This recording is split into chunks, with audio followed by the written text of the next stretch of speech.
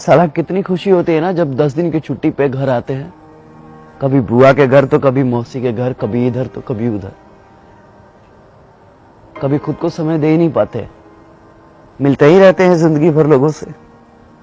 लोगों से मिलने के चक्कर में कभी खुद से मिल ही नहीं पाते हम। फौज में काम करते करते हम इतने सिंसियर हो जाते हैं कि पब्लिक ठगना स्टार्ट कर देती है। 10 का सामान 20 रुपए में बेचते हैं दुकान वाले। कनपट्टी के पास 6 बाल देखे नहीं कि सामान का रेट बढ़ जाता है, क्योंकि वे जानते हैं कि ये फौजी लोग हैं, बार्गेनिंग करना नहीं जानते। और सच कहें तो हमने कभी मोल भाव करना सीखा ही नहीं, बस हर सिचुएशन में एडजस्ट कर लेते हैं। जो दोस्त हमें दोस्त समझते थे, आजकल वो हमें कैंटीन समझने लगे हैं। लीकर कार्ड और दारू से ज्यादा हमें किसी ने समझा ही नहीं। एक तो कभी किसी का फोन नहीं आता है, और फोन आता भी है तो सिर्फ ग्रोसरी आइटम के लिए। किसी को फेयर लवली चाहिए तो किसी को हॉर्लिक्स, तो किसी को अमेरिकन टूरिस्ट का बैग और किसी को स्पोर्ट शूज। पहले पूछते थे कब आ रहे हो, होली में आ रहे हो? अच्छा, होली में आ रहे हो तो एक मेरे लिए आरएस लेते आना। वैसे भी बिहार में दारू बंद है और कैंटीन के दारू में बहुत नशा है। 4 दिन तक सोते ही रहते हैं।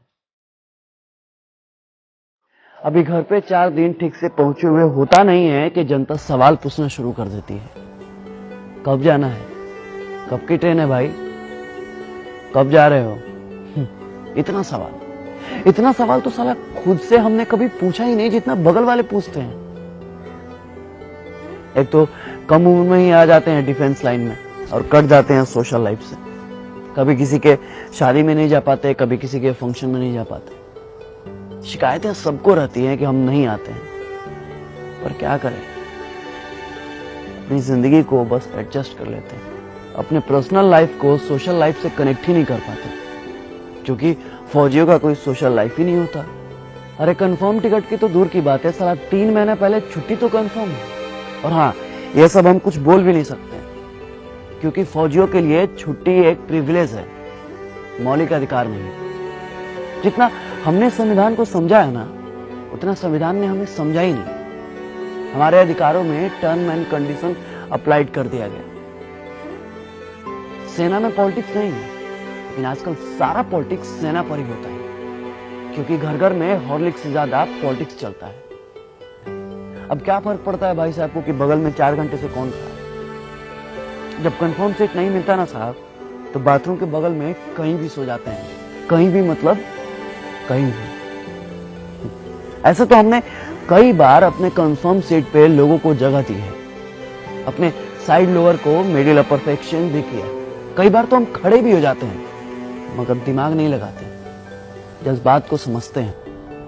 आपको क्या पता है कि सुबह 10 बजे जब बिना लंच कराए शाम 4 बजे पुरानी दिल्ली से तिनसुकिया जाने का ऑर्डर आता है, तो ये भी नहीं पता होता है कि ट्रेन है या नहीं है, तो समय है या नहीं।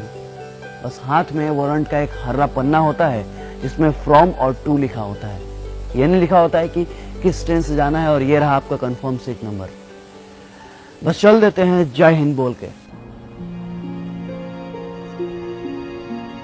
हम आपसे आपका सीट नहीं मांगते, थोड़ी सी कोऑपरेशन मांगते हैं, थोड़ी सी उम्मीद मांगते हैं, बस थोड़ी सी दिल में जगह मांगते हैं, फौजी समझकर।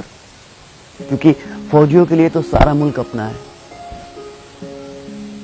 ये थोड़ी सी सिंपैथी ना किसी एलोपैथी से ज्यादा काम करती है साहब। इसलिए अपनों से गुजारिश है कि अपनों के लिए अब कभी भी ट्रेन के या बाथरूम के कहीं भी कोई फौजी भाई मिले ना, बस दिल के कहीं कोने में थोड़ी सी जगह दीजिएगा। जय हिंद, जय Bharat. If I die in a war zone, box me up and send me home. Put my medals on my chest till my mom